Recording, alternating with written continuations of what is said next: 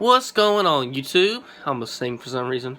It is your boy, what is going on, Omega Squad? It is your boy, Omega 500 himself. And today, we are going to react to a content creator that is really good, that I haven't watched in a long-ass time. It is Game Ranks. They make good gaming content videos. They make them every day. Like Watch Mojo, they make a lot of videos every day. It's so cool how all these people do this, bro.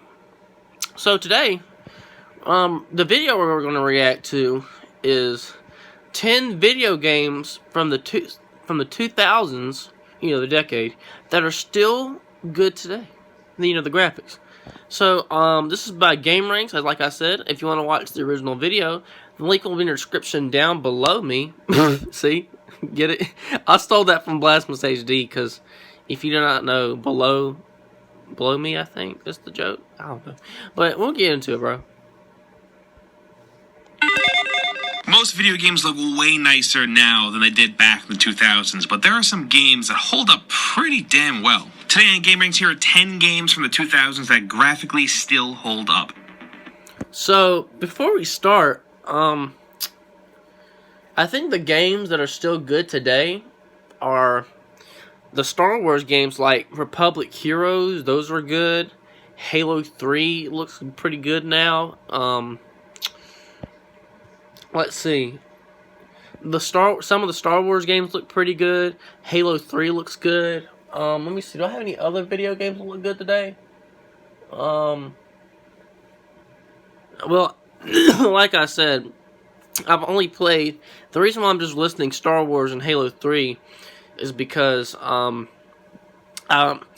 was a kid in the 2000s decade. I was young, toddler to 10 years old, and I didn't really do a lot of gaming back then. Like, I had a GameCube when I was a kid, and I played Mario Kart on there, and then later the Wii came out, and I got that shit, and I played Lego Star Wars, the complete saga. I have it on my tablet now. Lego Star Wars 3, The Clone Wars. That was a pretty good game for me in the childhood. I played Star Wars, The Clone Wars, Republic Heroes. That was a good game. I need to replay that shit, but I don't have a Wii no more. I think I'll put that on my Christmas list. I want that game for 360 because that's the only thing I could play it on that I have. You feel me?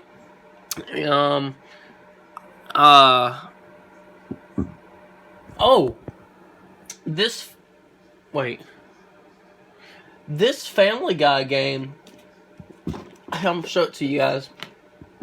This game right here, Family Guy, Back to the Multi-Universe. This game still holds up today. Pretty good. I love this game. Spoilers, I'll tell you what it's about. It is, you have to stop Stewie. You play as Stewie and Brian. You can play either one. And you have to stop Bertram from destroying their universe, Stewie's and Brian's universe, you know. And you have to go to all multiverses to stop Bertram from making an army from people. So you go to the handicap world, you go to the Amish world, you go to Pirates, as you see in the back, right there, you go to, Pirates, you go to, the Santa's Workshop, you go to a lot of places that you see on Family Guy, and it's pretty damn fun. I gotta say, I give that 5 stars. It's pretty good. But yeah, I got that from GameStop years ago. So yeah, alright, let's get in the video, bro. Starting off with number 10, now this game is unique on this list because it's not really a demanding game. I'm sorry. There's something... I hate things that are on my screen. With wild, realistic graphics and heavy physics simulation elements. Instead, Team Fortress 2 stays relevant here because of its stylized look, which was super unique at the time, and has helped it age way more gracefully than other games of that era, with more realistic art styles. Choosing to go with a bright, bold color palette instead of just revisiting the gray and brown, more realistic designs of games like Half-Life 2 and Portal, and making unique characters with fun, exaggerated proportions rather than just going... You know what this game reminds me of? This reminds me of Overwatch for some reason. but it looks like a Call of Duty Overwatch. Cause see, look, there's like characters right there and shit. See, that's what it reminds me of, to be honest with you guys. With the standard character designs of the time was a bold move, and it definitely paid off here. The whole vibe was pulled together with the game's maps as well, carrying that aesthetic over into the level design and creating fun, interesting maps that still had that cool, cartoonish look and feel to them that the game has become known for. Okay, so it's basically like a first-person fucking Fortnite game. Because it's cartoonish. And I'm not a Battle Royale person myself. I'm not good at it. I don't play them. Like, I like the games, multiplayer game, but you get to respawn. Because I die a lot in multiplayer. So, that's why in my gaming videos and Let's Chills, you would see me die a lot in Star Wars Battlefront 2. So, yeah. At this game, it's clear why modern games like Overwatch have been influenced so much by it. See? Both in an aesthetic direction and mechanics, and even now, it still looks pretty good despite its fairly simplistic design. Moving on. That's what the fuck I'm talking about. This looks like what Overwatch would do, and they did. And the dude's right. To number 9, we have Half-Life 2. And while Half-Life 2 doesn't look amazing by any means, it's impressive how well it's held up over the years for a game that released in 2004. Half-Life 1 to 2 was a huge jump in graphics, and Half-Life 2 is still way more playable than 1. The first game does not hold up as well as its sequel. One thing that Half-Life 2 has going for it is how bleak and gray the game looks. This look works very well, actually, for City 17, and does a really good job at selling that George Orwell 1984 Big Brother is watching vibe, which is why I think the look of Half-Life 2 works so well. The facial animation is what really stands out for us here, though. Even now in 2019, the facial animations really hold up and do a great job of actually showing expressions, like a really good job at doing it. If anything, that's what really holds up in Half-Life 2. I wonder what Half-Life 3 would look like if that ever becomes a thing. People always talk about, hey, where's Half-Life 3? You know, I've never played the Half-Life games. But, if you give me... I don't know. I probably can't record them, but there's a way I could. I'll get Half-Life. If I get 2 likes, I'll go play the first Half-Life and the second one. And if I can't record them, then I'll do a review or something on it. Next, at number 8, we have Grand Theft Auto 4. Now, while GTA 5 is obviously the best-looking GTA game, and still one of the best-looking video games just in general, with all of its small details and whatnot, GTA 4 still holds up, and is definitely still worth talking about. Yeah. Just like GTA 5, it's the details. The graphics remind me of Halo 3.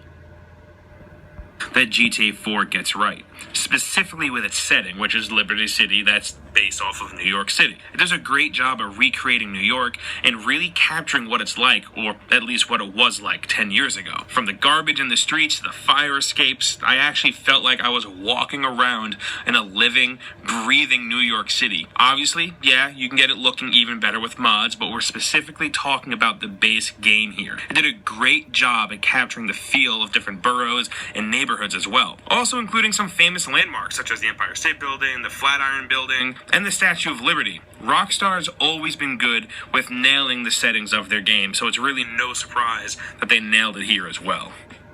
And at number 7, at least for me, Far Cry 2 definitely felt like a game that was ahead of its time, both in systems and in visuals. Hell, when Far Cry 3 came out, I even remember a bunch of people complaining that Far Cry 2 still looked better, despite being 4 years old at the time. A lot of what made Far Cry 2 was its new engine, and its heavy focus on simulation that made the game look and feel unlike pretty much anything else at the time. Being in a setting that covered savannas and jungles, foliage was a pretty important aspect of the world design. The engine's focus on physics meant that all of the trees, brush, grass, and what have you all moved naturally based on the world's wind and other external forces built around it. All of that foliage was also dynamic in how it handled deformation. Plants could be hacked at, fire would spread in ways that you would expect fire to spread based on wind and other external factors, and all of it's just great. I mean, look at this game. It's wild to think that something like this came out in 2008, almost 12 years ago, and it still looks pretty damn good. The whole constantly suffering from malaria fits and all that stuff, less cool for sure, but visually, it definitely holds up.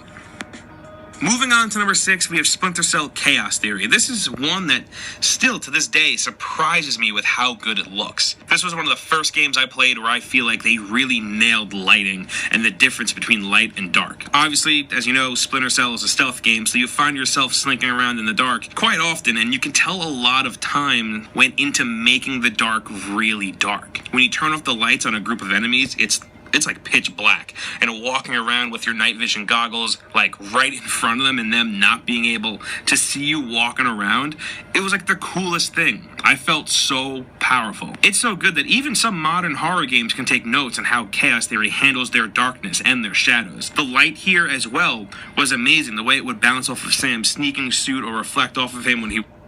You know what this game reminds me of? If y'all know, I work at a Habitat Restore for volunteer hours. I bought this game here, Mission Impossible Operation. I haven't played this game yet. I have a PS2 and an X, so I haven't played it yet, but this reminds me of that, because, Mission Impossible seemed like a type of game they would do.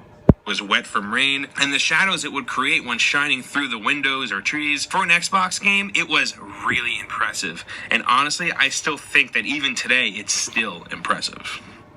At number 5, we have Bioshock. There were a lot of games that tried to have water effects and wet textures be their big thing, but no one really did it at the time as well as the first Bioshock. Bioshock, by its very nature, being a game set in an underwater dystopia, lent itself to these effects super well, and was it really a sight to behold at the time. Just the general look of gross wetness on everything, combined with the implementation of normal mapping, made it so you had some really gross but really impressive instances of like wet bricks and metal surfaces that would reflect really nicely with a lot of the lighting effects used in the game. The lighting in general is also notable because a lot of it was outside of the standard lighting models because of the setting, and everything had to have the look of being filtered and diffused through all of the water outside. All of those effects combined with the game's awesome retro-futurist art style made for a truly unique and great-looking game at the time that still holds up today. Now granted, 2K did release an updated remastered version for modern consoles and PCs, and if you want to play Bioshock in 2019, that's probably the version to play, but even still, the original release still looks damn good,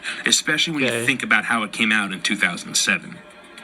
Moving on to number 4, we have Crysis. This one's a no-brainer, right? Like, Crysis in particular was the gold standard to knowing if your PC was good or not for a long, long time. That shit looked lit. To the point where Can It Run Crysis became a huge joke. Crysis was a pretty big deal, to the point where we here at GameRanks made an entire video explaining why it was such a big deal and continues to be talked about to this day. But part of what made it such a big deal was its graphics, which were absolutely mind-blowing at the time and still looks very good to this day. Crysis had a pretty big map that was filled with lush jungles, mountains, and beaches, and employed some really cool effects when it came to depth of field, motion blur, shadows rendering, and volumetric lighting. You also had some really wild environmental interaction, being able to just mow down trees with guns and stuff like that. It's a really cool effect that still looks awesome in 2019.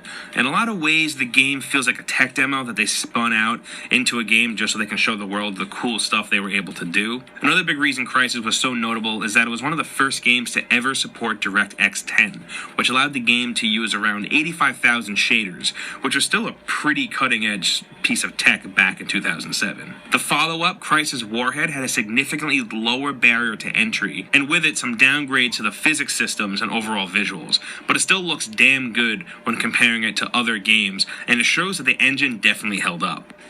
And now at number 3, Uncharted 2 was a graphical beast at the time. One of those games that you would show to your non-gamer friends and family to show them how good games looked and what they were becoming. The game had everything you would come to know the series for today, but in 2009. Big, flashy visual set pieces, spectacular motion captures and facial animations, and big, beautiful environments ranging from ruins, dank tombs, snowy mountains, villages. The range of locales and scale of the experience was huge, and it was all presented in that cinematic way that the series is known for, which made it a really great visual showcase for the PlayStation 3. While the previous game was also a really big showcase for the power of the PS3, Naughty Dog said that they estimated the original game utilized 30% of the console's power, so they ramped it up for the sequel. As a result, the environments saw a major overhaul and were much denser than they were before. Additionally, they were able to improve on the game's presentation by having 564 in-game cinematic animations, which is a huge improvement over Drake's Fortune, which only had 80. It's a gorgeous-looking game, and even though later entries in the series have improved in so many ways, Uncharted 2 is a hell of a looker that still holds up to this day, and has only gotten better through remasters and the like. And then number 2, let's talk about the Resident Evil remake for GameCube for a minute. Yes, I had as a kid, GameCube. Resident Evil, this remake looked a million times better, and was also way less cheesy as well, which really added to how great this remake is. It stuck with the fixed camera angles, pre-rendered backgrounds from the original release, and they totally nailed it here. Walking through a dark hallway with a bunch of windows, with the only light being from the moon as it cast shadows on the wall, looked so good, and also felt super creepy, constantly making you feel uneasy and always expecting something that wants to kill you to come crashing through the window. Or when you're outside or in the lab and there are puddles all around with light reflecting off of them. They did a great job with character models as well. Everyone here looks great, but I think it's the zombies and other monsters that really benefit here. The zombies looked way more grotesque and creepy, and the bosses like Leon all looked great as well. I don't think I'll ever get the shot out of my head of Leon coming on screen right before the boss fight where he opens his mouth and there's saliva just pouring out of there. This was recently remastered for current gen consoles, and besides getting the HD treatment, there really wasn't much else changed. It just held up that well. Finally, at number 1, we have Metal Gear Solid 4, Guns of the Patriots, which was released in 2008. First off, I just want to point out that I think Metal Gear 2 and 3 both hold up graphically as well. For PS2 games at the time, they looked really good, and going back to replay them, they really do stand the test of time. But back to Metal Gear 4, I honestly think it could pass for a game that came out early in this current console generation, and is also one of the best looking PS3 games right next to The Last of Us. It's just generally nice to look at, environments are great, character models are great, which is nice because this game has over 8 hours of cutscenes alone, so you're going to be looking at it a lot. Really, Metal Gear Solid 2, 3, and 4 still look damn good up until this day because thanks to the general design and art style, they didn't overdo it. So there's not tons about them that can look outdated today, and that's seemingly by design, and it works. Also, we just really freaking love these games. And those are 10 games from the 2000s that... Well, I gotta say, this list made some pretty good points. Too bad my games weren't on there. But hope you guys enjoyed the video. If you did, make sure to subscribe, hit the bell, and give me a like. And it's your boy Mega 500 signing out.